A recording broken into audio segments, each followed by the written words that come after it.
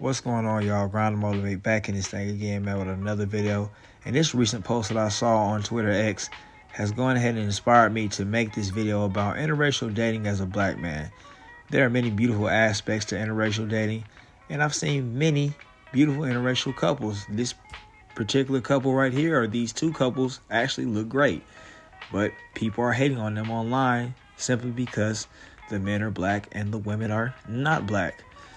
And a lot of guys on social media kind of leave out all the details. They make it seem as if it's just nothing but sunshine and rainbows, and it's just simply like you're dating within your community. Like, it's nothing but the human race. There's no black race. It's just the human race. You know, they're not taking into account family vetoes, social judgment, or just straight up a girl thinking you're an experiment. It was never real, my friend. It was real for me. And I've been there before. I've seen many other guys be through the same thing. So we're going to go ahead and talk about that here. But first, we're going to go ahead and check out this comment from this lame, pathetic loser. So this was this guy's response to that actual post. And he says here, my farewell message. Goodbye, cruel world. You were never good to me. Thank you, POTUS, Donald Trump, for crushing the markets and destroying my wealth. You've taken all I've had left. May your life have more meaning than mine. Pathetic. And these are the comments in reply to what he said. First guy said, bro offed himself over BBC, which is pathetic and crazy. Another guy said he's in a warmer place now. And the last guy said, I wish I had spent more time getting mad at black people. And this is how people feel when you're hateful. You know, they don't care. They don't feel sorry. So just go and live your life, man. Stop worrying about who people date. This ain't no goddamn Dr. Umar. Don't date interracially. You ain't pro-black if you're dating outside your race. Nah, I think that's idiotic. I think it's stupid. This is just more so understanding the terrain, knowing the patterns. And if you're one of the people that this doesn't apply to, then let it fly. If it don't apply, let it fly, man. So for context, I've been on both ends of the spectrum. I've been on the genuine love side, and I've also been on the side where, you know, you're not good enough for the public. You're just a private dancer for money. You know, I've had family disapproval, or, you know, just being hidden in plain sight where, you know, you come around to friends, but you're just a friend too. Or, you know, they're hiding you from the family like you're an unlikable character or something like that. So, you know, you're just looking silly out here. You know, I've also dealt with, you know, like, well, yeah, you're not like them. You're not the same. You're more articulate, or, you know, having weird, funny stares from little haterade dudes in restaurants and all that. So yeah, man, we're gonna go ahead and break it down and check out a little bit of these 2-3 contexts that I got for you. So there's this thing called the ethnic tax, and it mostly applies to non-white races. Say, for instance, you're Indian. People might put the stereotype on you that you stink, and you might be one of the cleanest people in the world. Or you're an Asian guy. People might put the stereotype on you that you're a meek, docile, weak little guy, and you're only good at math. And you might not be any of those things. You might be dumb as a box of rocks, but, you know, you're super athletic and you don't take no ish. Let's say that you're Latino. You know, you probably got people thinking you live 20 to a house.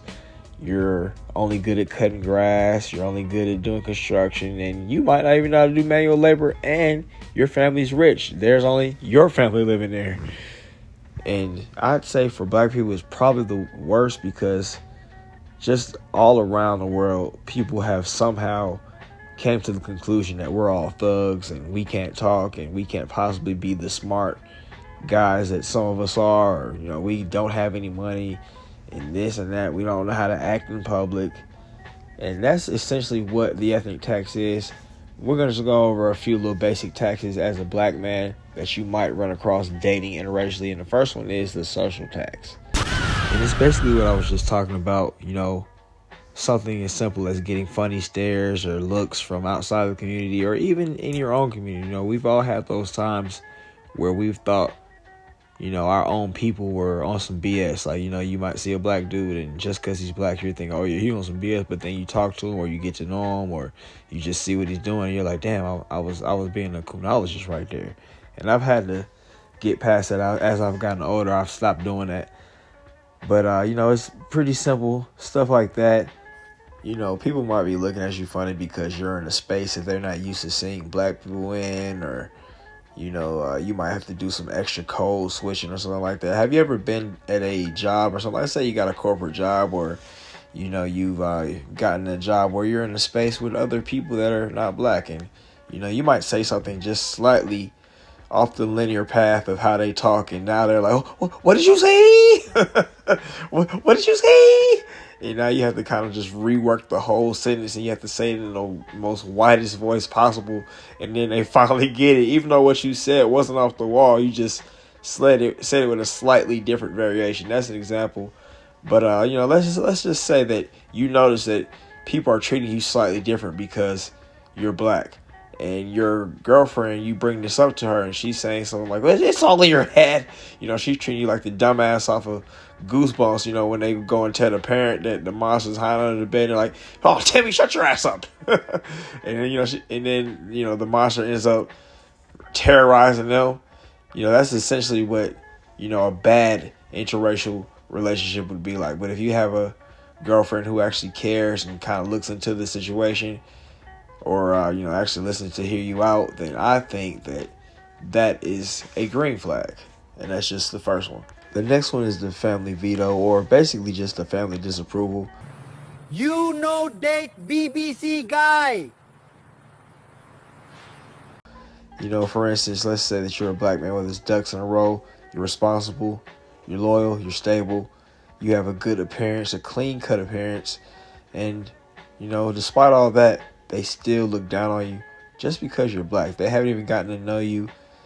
They don't even want to know you. And I've actually dealt with this personally, so I know how that feels. And it's not a good feeling. So I'm going to go ahead and use a real life example. I was dealing with a girl from another race, obviously. And her parents didn't approve of me just simply because I was black. They didn't know me. I don't even think they knew what I looked like. But she told me that she told them, I guess she hinted at dating a black guy or something like that. And I can't believe this is happening. her mom's first words were, but the baby gonna be Brock. The baby gonna be Brock. And then, I was like, okay, that's crazy. Then she stopped talking to them for a little while. And I thought, oh man, that's cool. She really cares about me if she's gonna choose me over them in a way. But I feel like, if she really, really was about that life, she would have said something to the effect of, hey, Dad, hey, Mom, I love this man, and this is who I'm dealing with right now. I need you to go ahead and get in line and get in order. And, whatever you're thinking is not right, and you haven't met this person. But she never did that. Anytime I would say something like, hey, man, why don't you let me meet your parents or anything like that, she would give me a stupid-ass excuse like, well, in the Asian community, we don't like to let people meet our parents until we are serious about them. Who doesn't? What do you mean? Who doesn't? So that right there, I was kind of thinking about it. Like I thought about it as she said it, like over and over again. I replayed it in my head. I was like, oh, so that means you're not serious about me. And then, as time went on, it just, it snowballed. Eventually, I think she got to a point where she couldn't take not talking to her parents anymore. And that kind of gotten into in the way of us, along with a few other things that happened behind the scenes. And next thing you know, she's gone. So I think that that's another thing that you need to look out for. Are they hiding you from their family? Are they not trying to introduce you to their family? A lot of us think that, oh yeah, I can get through this goddamn. Yeah, it don't matter. Who cares if the dad don't like? Who cares if the mama don't racist? Who give a fuck, man? But it does matter because, at the end of the day, this is her family, and most of the time she's gonna choose her family because that's kind of all she's known her whole life. She's not gonna choose some dude she's only known for 3 years or 2 years or 1 year or something like that versus her family. This is like her real social safety net. So that's something that you need to check before you get into the relationship. Like, are your parents, are your folks racist? Are your folks accepting of other people? That's a real question. I mean, it's unfortunate, but it's what you got to do out here a little bit.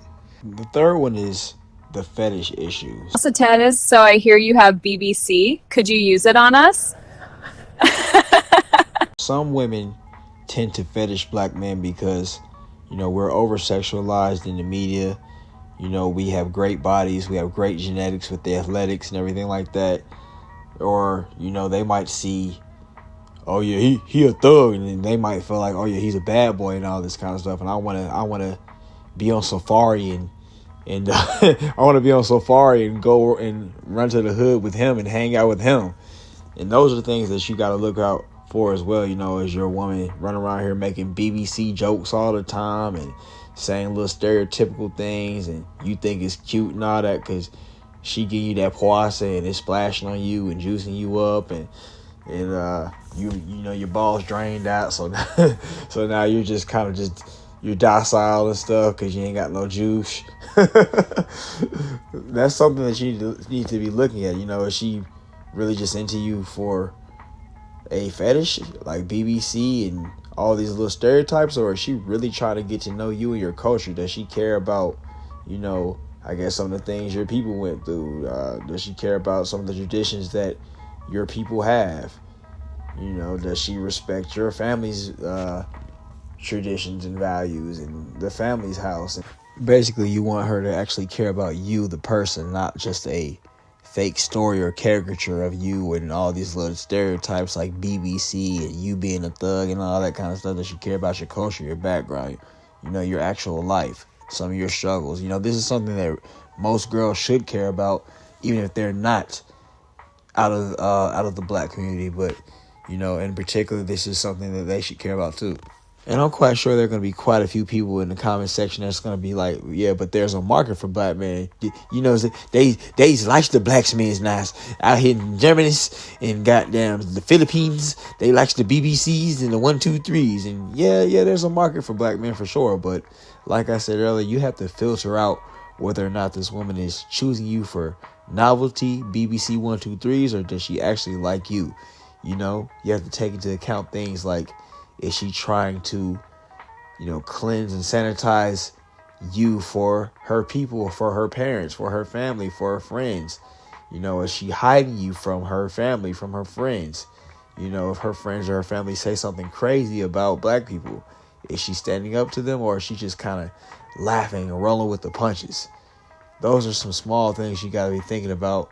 If you're out here dating casually, then yeah, that doesn't apply to you. But if you're somebody who's really trying to look for something serious, and it happens to be this little Indian girl or this Latina girl or something like that, then you need to be thinking about all that as you start to get deeper and deeper, And don't just be running around here like an airhead with rose-colored glasses, because you will go outside. I'm also sure there's going to be quite a few guys from the Passport Bro movement, like my boy Marquise. He going to probably be in here talking about, well, yeah, I can go to Philippines and get 5. I can go to Cambodia and get 10. Yeah. But there are still factors at play. You're still you at the end of the day. If you can't get a foreign woman or a interracial dating situation here in the United States, just because you go over there does not make all your problems go away. I think Passport Broing, it can be a fix, but it's not going to be a real fix. Sometimes it's a temporary fix. Sometimes women just want your resources. Sometimes women are just in here for the novelty. They might be sport effing. So, you might be the BBC black guy that looks like Yasuke, and you're 6'10", and all that. Now they just want to bust on you. So you have to think about that. You need to be working on, obviously, you need to be working on everything that you would work on regularly. Working on your body, working on your monies, working on your inner self, your social skills and all that kind of stuff. Because if you go over there the same as you are here, you're not only going to be black and in a foreign land, you're now going to be black and lame as hell, not getting no thighs. Imagine you travel all the way across the world to get no action. Crazy work.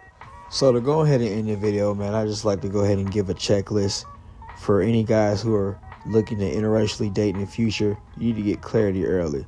Within the first few days, you need to be asking about her family, how they feel about race. Have you had those conversations? Those answers matter. They matter more than, her talking Spanish while you putting the finishing touches on her. Yeah, that Spanish sounds great. I like it, but be realistic about your future. Also, there shouldn't be any secrecy or anything, no limbo and all that kind of stuff. Like, You know, like I said earlier, I asked the girl if I could meet her parents. She kept on giving the bullshit excuse that, you know, we only bring people to meet our parents when we're serious about them. And that's what everybody does. So if they're playing you like a fool, you need to nip that in the bud early, and you might need to cut it. Zero tolerance for disrespect is another one. You know, stuff like racist jokes, little microaggressions, you know, if they're agreeing with certain stereotypes they're hearing about, like 1350, or, you know, black people only getting to college off affirmative action. That's actually something that my last girlfriend was saying too. And, you know, that's when I kind of started to kind of like fall out of, you know, love with her a little bit more too. Also, you need to be advocating that energy early. You know, your partner ain't speaking up for you. You know, if friends or staff or some other people was out here making little bullshit jokes and saying little things behind your back, then she ain't the one for you either. And also, man, the main one, keep your purpose first, man. No matter what race you date, whether she black, white, Asian, purple, whatever, you always keep your purpose first, because if you don't, you won't be happy. And if you're not happy, nobody's happy. But that's it for the video right there, man. I appreciate y'all watching the video. Y'all have a great day, and I'll see y'all next time.